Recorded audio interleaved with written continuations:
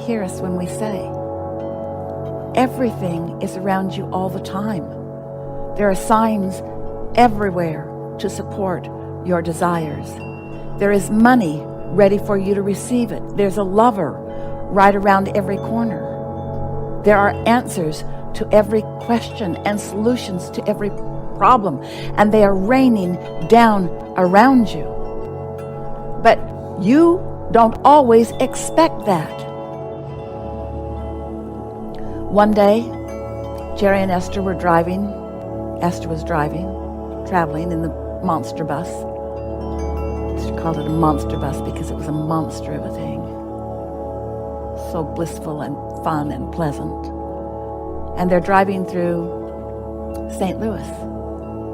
And when Esther realized what city they were approaching, she got all excited and she said to Jerry, "This is where that magnificent arch is. I'm so excited to see that." And Jerry said, "Honey, we're not on that road that's going to take us down past that part of the city.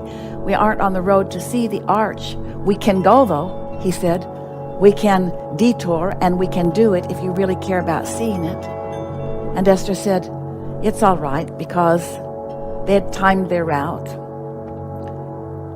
Didn't want to be in the dark before they were parking the monster bus at the other end.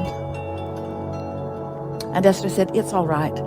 I'll just see it in my mind's eye, and we can plan to go see it next time we come this way." And so she drove the outer loop of the city and hooked up with her next highway. And all of a sudden she looked up and saw a rainbow. A rainbow that was not shaped like rainbows are supposed to be shaped.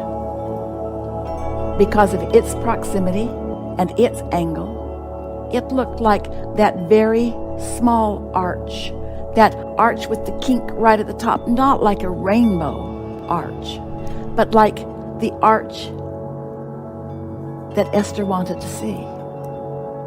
And then she heard us say to her, "We can do arches." Now that's a very explicit experience from the point of view of someone often in alignment. Not always in alignment, often in alignment.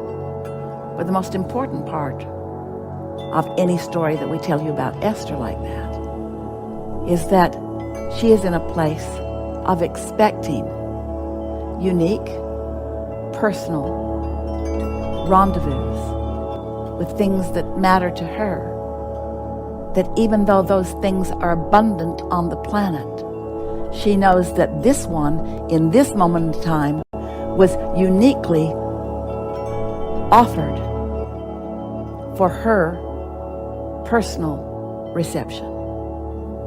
We promise you, there was not another person in the vicinity of that rainbow that saw it as Esther saw it. The direction of her bus, the timing of when the rainbow appeared, the sun in proximity, the moisture in the air, the vantage point of the bus, and Esther's love of arches, an absence of resistance about not getting to see her arch today. What we want for you, for all of you, is a practiced and found on a regular basis moment in time where you are expecting your sign, your answer, your clue, your remedy, your response, your solution, your answer. That's what we talk about all day, every day. That is our message to you. You getting ready to receive what you are asking for. Practice that. The majority of the emails that you write to us indicate to us that you don't really get that. It's almost as if you believe that your answers are being rained down and others are getting them. Others don't get your signs, only you do. Don't talk yourself out of believing. If you're not aware, if you haven't established a relationship, if you haven't come to these decisions, awarenesses and decisions, all right, I'm asking and it's been given, and there's a path of least resistance, and I can figure out how to follow it. And I can watch for and feel for emotional manifestational and other manifestational clues along the way. And my work is to get so good at following that path that I have absence of doubt when my clue gets within 2 doors of mine. You're missing the clues all over the place. And it's not because they're not for you. And it's not because they're not obvious. And it's not because they're not real and that you should argue for them. Everybody gets to see the sun come up. They are your clues to what you're asking for. The only question is, where are you in the expectation vicinity? Do you feel blessed? Or do you feel forgotten? I don't even dare think that this is something real for me. Why not? Why would you not think that in every moment of every day there are real clues coming from your inner being who adores you and knows what you want and where you are in proximity to it?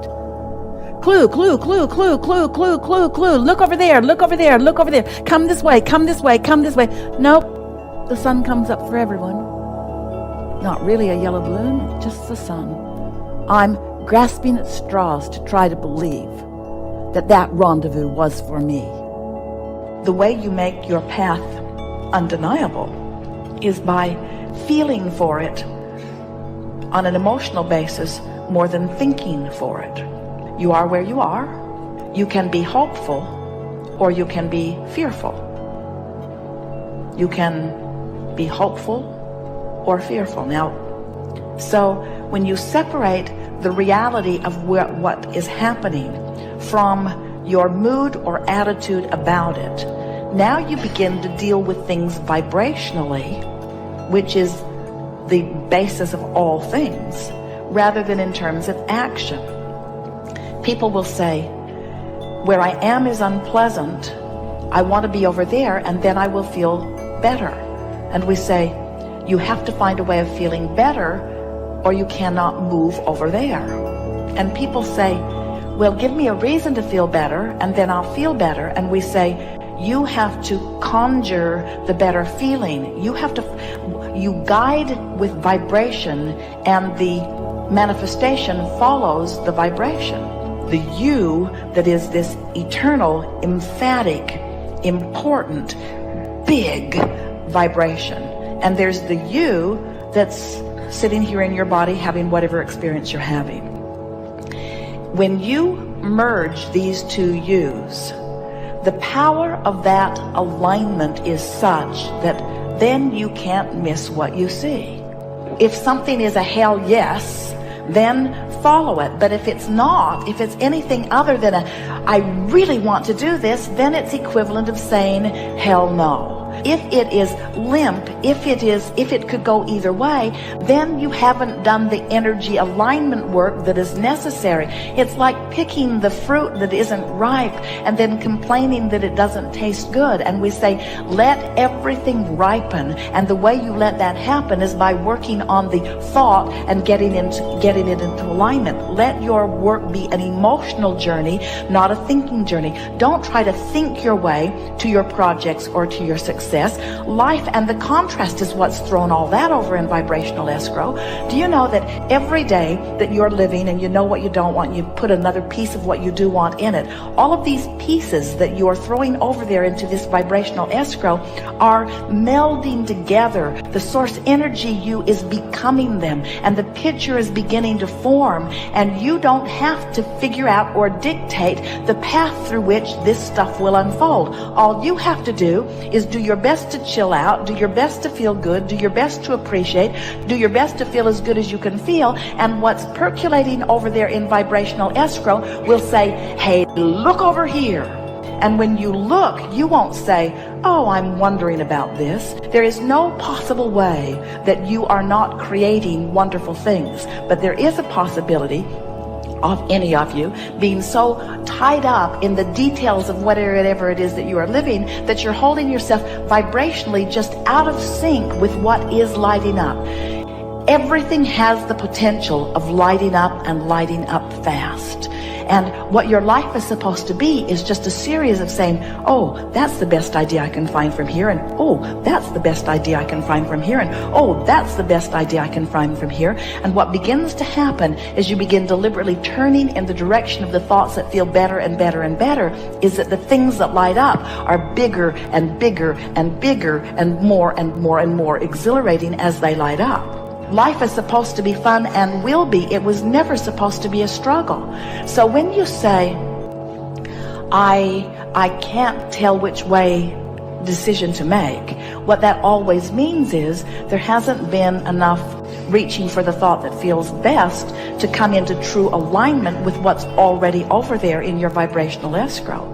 Do you believe us when we say that because of who you were before you were even born, and who you have become as a result of the contrast that you've been living, that there are things ready to pop that would just knock your socks off everywhere on every subject in the world? What you're thinking and feeling and what manifests are always a vibrational match. So if you wait until something happens before you see it, we call that post-manifestational awareness. That's like it has to manifest before you're able to decipher it. But if you are paying attention to the way you feel, you can decipher it before it actually manifests, and that way you don't miss it. In other words, by reaching for the best feeling thought on any subject, eventually you train yourself into such alignment with it that then you can't miss it. You get whatever it is that you want, just line up with the idea of it. And if you do the mental work, if you do the work of alignment, then the manifestation, the path through which it will unfold, will be delivered to you. But if you get too involved in the details of how or when or who, then you get turned upstream on it, you see. You focus completely on the pleasure of that experience, then you offer no resistance. In other words, it's like saying, this is what I want, and in your envisioning of it, you're in alignment with it. So now you're in the perfect place. By thinking of what you want and why you want it, you line up with it. But then as you get involved in how you're going to get there and how long you'll be able to stay and what's going to be happening when you get back, now all of a sudden you've introduced all that resistance to it, which means now you're not a pure signal to what you're asking for. So now it can't happen. Are you getting the sense of this? We understand your desire. We understand your desire to be hands-on in the creation, but we want you to be thought-on. We want you to be gut-on. We want you to be emotion-on. We want you to be alignment-on. We want it to be a mental, vibrational, emotional game that you're playing, and let the universe orchestrate the circumstances, and then you use all your action to enjoy what you've created through your alignment, you see. By getting too detailed in it, you're sabotaging yourself because you keep asking questions that you don't have answers to, so it keeps separating you from what you're really wanting. Feel the difference between, I want $500,000 tomorrow, and I want $500,000 eventually. Or I want $500,000 as quickly as it can make its way to me, or I need $500,000 tomorrow. In your more general statement, there's less resistance. In your more specific statement, there's more resistance. Now, the fun of it is, it really gets fun when you can be specific with no resistance. It is so much fun when you come to the place of trusting these laws and trusting your ability to focus, and all I have to do is make a statement of request. And in the moment that I make the request, source energy swoops in around it and tends to it. And then my entire work is bringing myself into alignment with what I've been asking for.